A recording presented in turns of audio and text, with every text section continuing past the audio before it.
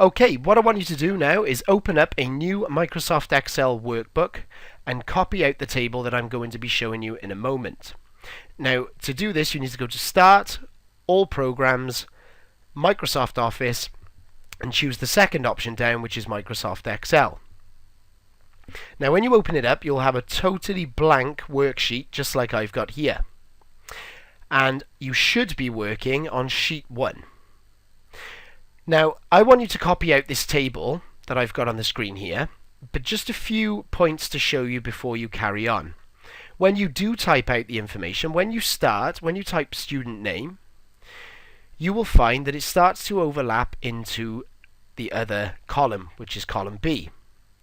And what you can do, if for any reason at any point you find that your text goes outside of that, what you can do is just between the column letters here, so in between A and B in this case, what I'm going to do is click and drag till it's wide enough, which you can see down here, to take all of the text. Alternatively, what you can do, just to make it easier, is when you go in between the columns, double click. What I also want you to do here is the same for column B, double click.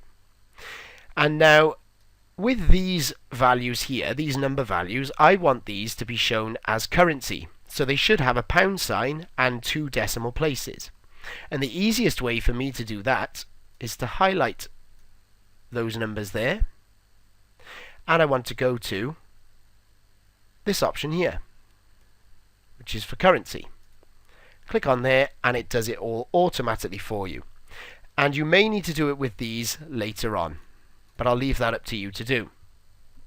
Now, basically Excel is a spreadsheet workbook, and it means that you've got lots of different tabs and different worksheets. So down here I've got sheet 2, sheet 3, and I can add a new one to be sheet 4 and sheet 5 and so on.